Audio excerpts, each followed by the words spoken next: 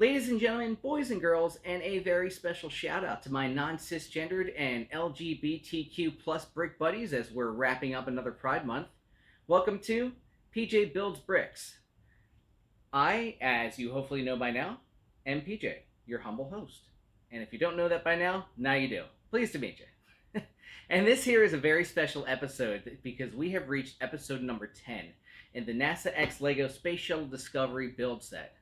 Yes, there it is, number 10, the decade mark, our decennial, the big 1-0. And also many, many thanks to all of you guys for your support, because without you guys, there's no PJ Builds Bricks channel. But anyway, enough of that. Today we're going to be working on a really big piece of the Space Shuttle set. So it's bag number 13, and there is a lot going on with it. So we're going to finish off the payload bay doors right here, so we're going to close in this gap right here. That's going to include building the Q antenna and the RMS remote manipulator system, otherwise known as the Canada arm. So I'll give you a couple cool facts about those later on in the video, but here's a quick recap, of course. So we got the Hubble telescope, partially designed by this heroic lady right here, Nancy G. Roman, appearing courtesy of the Women of NASA set. I highly recommend you guys go pick it up. And here we got the partially completed space shuttle, which is going to look a lot more complete after the end of today's build. And I am super excited to get started. But first, right here I got my peach tea tonight, late night here in Orlando, and kind of winding things down. So cheers.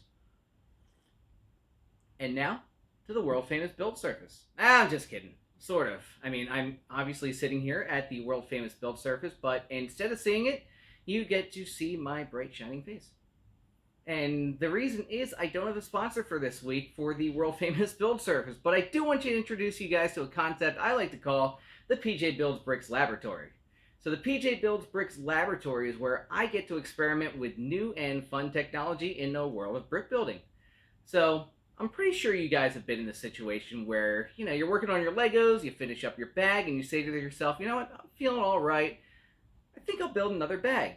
But you're comfy, right? You don't want to get up. You don't want to move. There's a good wrestling match on TV, and you're afraid you'll miss part of it when you get up. But your bags of Legos are all the way on the other side of the room. So what do? I got an answer for you.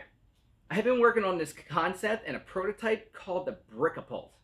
Now, this is really cool, right?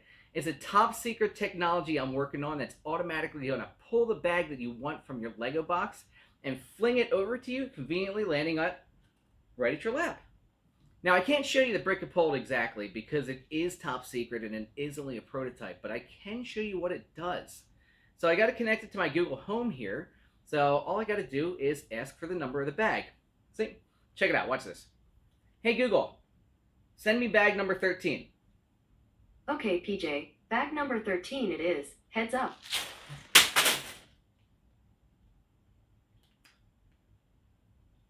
Well, as I said, it's a prototype, but I'm going to get this right. Hey, Google, send me bag number 13. Okay, PJ. Bag number 13 it is. Heads up. Bag number 16, I needed 13. But that's okay, we'll get it right. I'm going to do it with one piece. Bag number 13 it is. Heads up. I just needed one. Heads up. I'm getting you, He-Man. You bumbling boob. Throwing the wrong one. Nah. Heads up. Ah!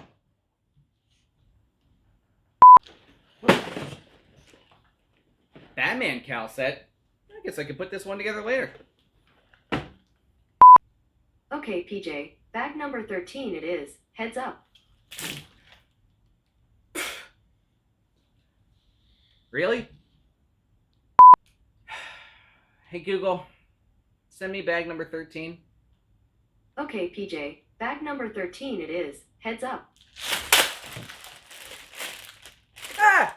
Hey! We got it! Alright. Time to get cleaned up and we'll start building.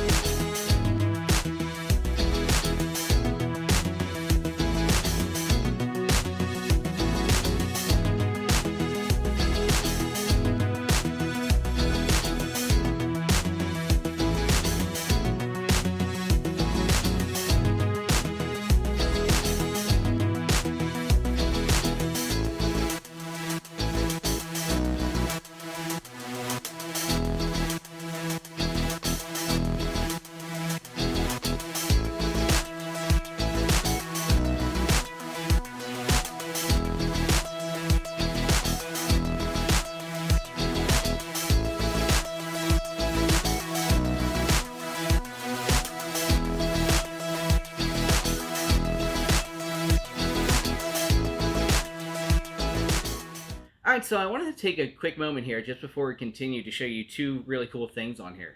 The first thing is going to be this right here, this little antenna. This is called the Ku-band antenna. This antenna is going to live in the payload bay right there. So it can only function when the payload bay doors are open, so obviously when the shuttle is in orbit.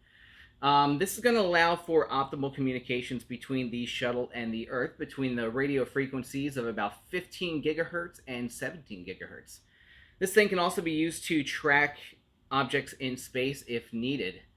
Now, the total size of this is going to be 7 feet long for this antenna, with the parabolic dish right here being 3 feet in diameter. And the whole thing weighs 304 pounds, with the antenna part itself, just right here, weighing in about 180 pounds. But the really cool thing we got going on here is known as the SMRS. That's this guy, the Shuttle Remote Manipulator System, which is otherwise known as the Canadarm. Now, why is it called the Canadarm? I am so glad you asked. It's called the Canadarm because it was designed by our good friends to the north up in Canada. Anyway, this thing is really cool. It is 50 feet long and only 15 inches in diameter, so it's not really thick. It's got 6 degrees of motion, which allows the Canadarm to function more or less like your human hand does. It bends, it's got some wrist action here, it can grapple. No, not that kind of grappling. What I mean by grappling is maneuvering objects, although I bet you this thing probably would be a beast in an arm wrestling contest. So its main purpose is deploying and retrieving satellites. So the way that works is, let's pretend this little piece of the payload bay door is a satellite. So it's going to be sitting in the payload bay. The Canadarm is going to come off its stowage right there. It's going to reach up. It's going to bend. It's going to grab the piece or the satellite that it needs to grab, and it's going to lift it up and place it into orbit, and then the satellite's going to get on its merry way and go do satellite things. It can also be used as a mobile extension ladders for extravehicular activities, EVAs. It's used to inspect the orbiter and satellite for damages, particularly after the Columbia disaster. And it was also modified in the mid-1990s to assist in the construction of, wait for it, this guy, the International Space Station. What they did with it in the 90s is they actually used it to increase the capacity of the payload bay, and almost, I think it was almost like nearly doubling, almost tripling the capacity of it. So really instrumental in getting the ISS built. I'm going to put you back. I'll put you over here. You can hang out there. Oh, well, you know what? You're going to live down here. Last thing I need is a cat jumping up. Because we all know my co-host Mooch likes to do that. Last thing we need is her jumping up here and, destroying the ISS. Anyway, the Canadarm was tested on STS-2 in 1981 and got its first official mission coming on STS-3, and was retired along with the space shuttle after 90 missions on STS-135 in 2011. See, what'd I tell you? There she is, right on command. ISS was there. Mooch jumped across the table. She would have wrecked it. Yes, you would have. Come here. Say hi to everybody. Want to hang out here? Just watch the rest of this part? There you go. You can hang out here. So anyway, they actually came up with 2 sequels to the Canadarm here. You got Canadarm 2, Beaver Boogaloo. That's a larger version that was fitted to the International Space Station. And what this can do is crawl along the space station itself, just, side to side. And that's going to... Come on, baby. All right. You're fine. Tail down. And that's going to allow to... that was going to help with the docking of space shuttles and the capsule. There. Okay, down, honey. You're getting in the way. Love you, Mooch, but you're getting in the way. So then there is a third Canadarm that has yet to be built. It's I'm calling that Much Ado About the Moon, eh? So this is going to be a smaller version of the Canadarm that's going to be stationed on the currently under development Lunar Gateway. Now, this Lunar Gateway thing's kind of cool. I'm not sure if you've heard of it yet. It's going to function as basically an orbiting moon base that's going to help support moon like a moon base. It's going to help support landing craft. It's kind of going to be a stopping point on the way to where the craft lands on the moon. So it's under development with NASA right now, and hopefully we're going to see it coming online soon when we go back to the moon. Anyway, back to our regularly scheduled build.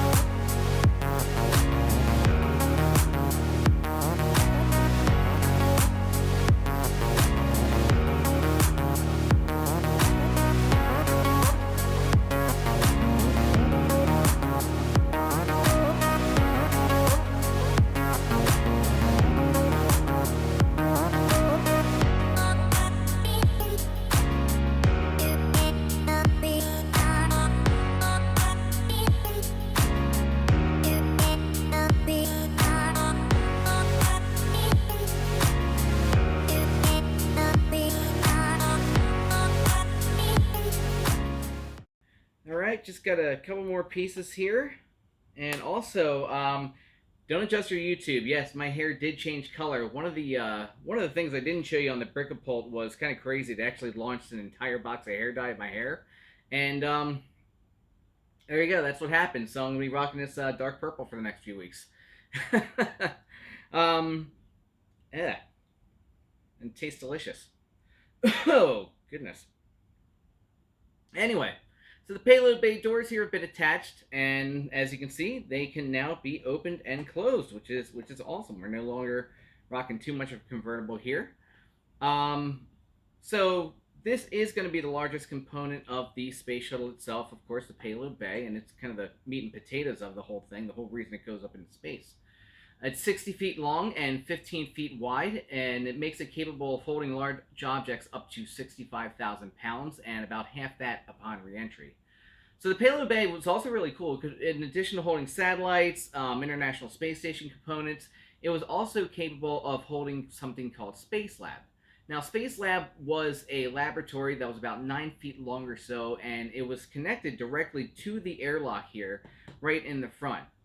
And this was basically an extension on the cabin to allow for more complex and more elaborate experiments to take place in space. Now, a little bit about the payload bay doors. They each consisted of four 15-foot segments. I don't know if you remember it in the video. You saw me do a segment here, a segment there. They're four 15-foot long segments that are connected to allow them to open just like a book, just like this. Ta-da! And something really neat about that is that while the payload bay could open easily in zero gravity, they were so heavy that on Earth it actually required a special machine to open. So that's kind of neat. And the payload bay doors would remain open, of course, from the time the shuttle got to orbit until the time it returned and started to do the re-entry procedure. Now, something really interesting too that the model doesn't do. You see these stickers here. First of all, I I put the stickers on before I made the video just because watching somebody put stickers on is not entertaining at all. But these are actually like coolant radiator tiles. Now, on the real space shuttle, these stickers here would kind of flip open a little bit and bend, so you would see them kind of as its own separate piece on a hinge from the shuttle, kind of like that. And the purpose of this is just so it could help the space station cool off and get rid of extra heat. As you can imagine, with all the components running and everything, a lot of electronics on board the station gets really hot. There's not a lot of room, so they decided to make these little radiator bits here on the payload bay doors to let out some of that heat instead of spending a lot of precious room and especially money on designing an even more elaborate cooling system than the space shuttle already has. Anyway, that's going to wrap it up here for bag number 13 and episode number 10. So, as always, I'd really like to thank you guys once again for spending some time with me and working with me together on this build here. And don't forget to like, comment, subscribe, and as they say in my hometown city of Philadelphia, ring the bell and get notifications of when new videos are out. And of course, as always, please tell your friends and family and everybody you know, because we're trying to grow this channel and get a really neat community together of LEGO enthusiasts. And I would really love to see 50 subscribers by July 15th. I think that'd be really cool. It's my birthday, so it'd be a pretty neat birthday present to me. I'm still looking for musicians who want to get their music featured in the build portion of the video. So if you know somebody who's a musician or want to contribute some of your new music to the channel, just drop me a link either in the comment section below or through email at pjbuildsbricks@gmail.com or on Twitter at pjbuildsbricks. I swear I'm going to do something with my Twitter page soon. Anyway, that does wrap it up. Again, thank you guys so much. And as always, of course, do not forget, and Mooch, this one especially goes for you. The only appropriate time it is to wear Crocs is when you're cleaning up your Legos. Thanks, guys. Stay healthy.